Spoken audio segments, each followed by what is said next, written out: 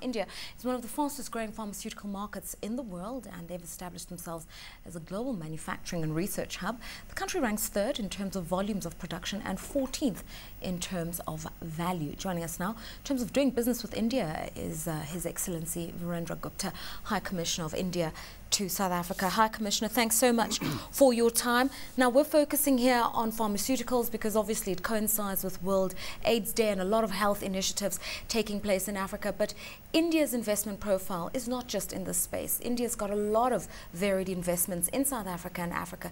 Talk us through the value for your country. Well, we have very diverse economic and commercial linkages with Africa in general, but South Africa in particular.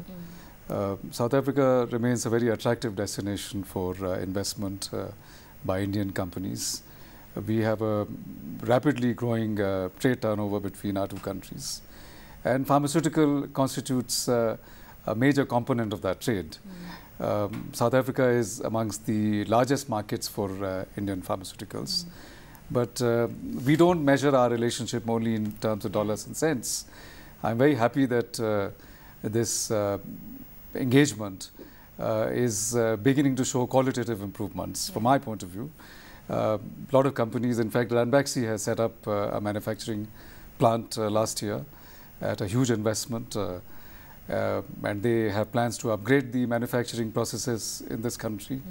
Other Indian companies which have been doing business here, they themselves also have varied plans to develop joint ventures, and not just joint ventures in marketing, but joint ventures for manufacturing. So we are going to see in the coming months and years increasing instances of technology transfer, collaboration, research and development.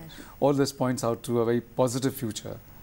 Obviously, I mean, people look to India and countries like Brazil, for instance, because there you took a stand against major multinationals, you're producing generics locally, you're dealing with those financing costs of a major social issue like healthcare. And the big question is how we can do it profitably. PPPs with India is one area, but what lessons can we learn from the pharmaceutical industry in India? Well, we have a very liberalized sector in the pharmaceutical area. Apart from the Indian companies, there are a lot of multinational companies which are operating in India.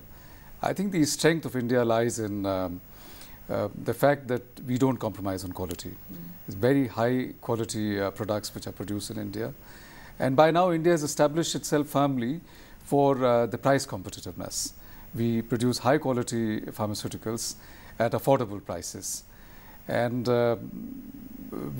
it's a big industry in India. We have about $6 billion of exports, of which nearly 1/3 of the exports are destined to America. And a lot of exports are also going to other Western countries. So our exports, our pharmaceuticals are now accepted in highly quality conscious markets. Okay, let's move beyond pharmaceuticals and talk about other components of Indian economic relations with Africa. A large component of your trade basket is commodities, for instance, and yet people don't often think of India and Africa in the extractive relationship sense. We always think of India in the communication side, in the manufacturing side. We never think of the mining economy and the synergies that exist there. Well, we have a very diverse relationship.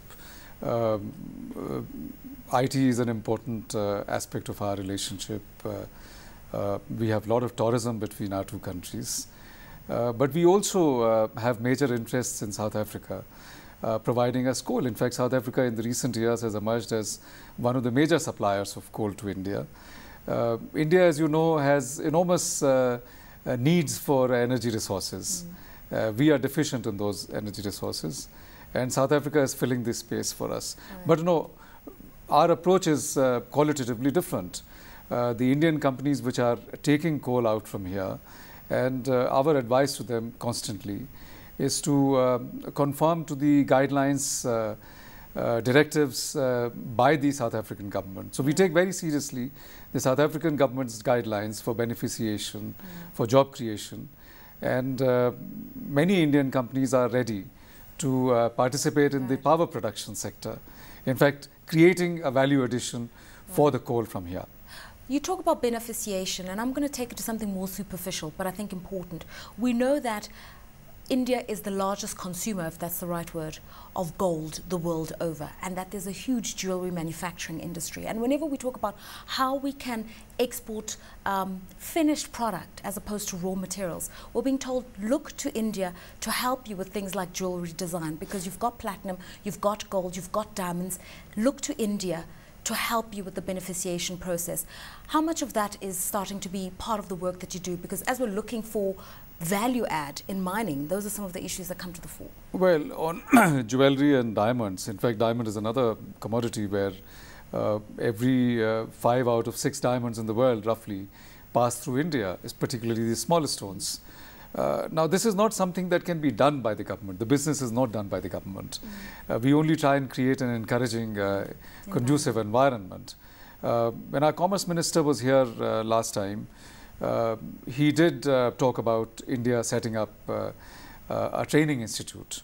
So we certainly are alive and sensitive to the need for creating this kind of technology here.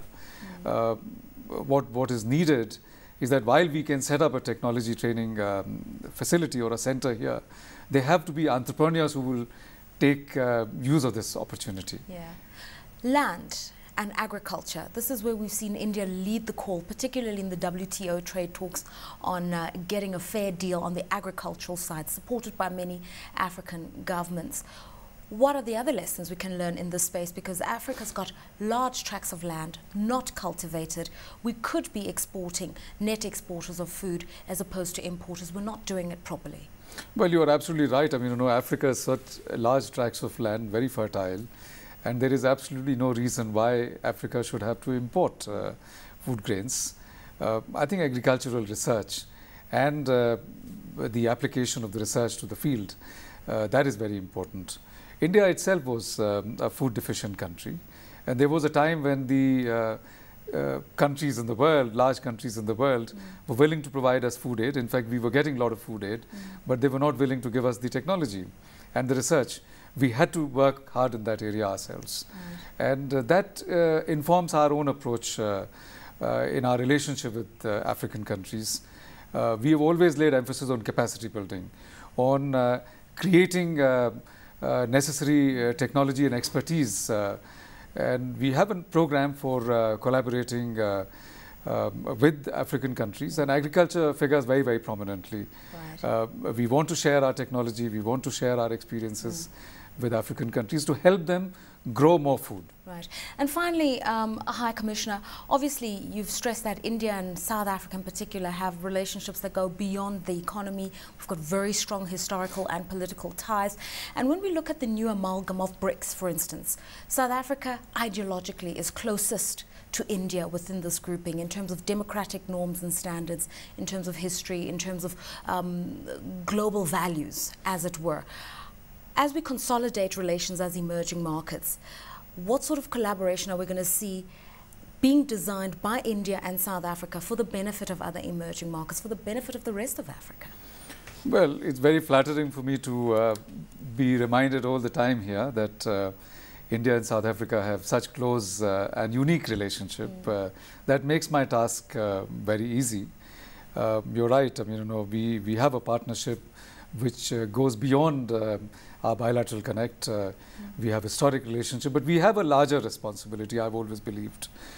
Today, we see a growing kind of divide or a fault line between developing and developed world. India and South Africa are on the same side. And the partnership that we have in many international fora, IBSA, where 3 large democratic countries in different continents have an opportunity to come together on one platform. BRICS is another forum.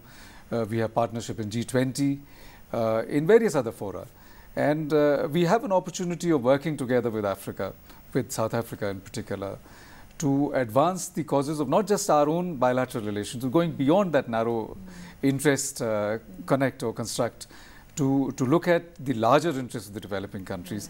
And I think the climate change conference, which has begun in Durban already, provides another opportunity to both of us to ensure that the interests of developing countries are preserved.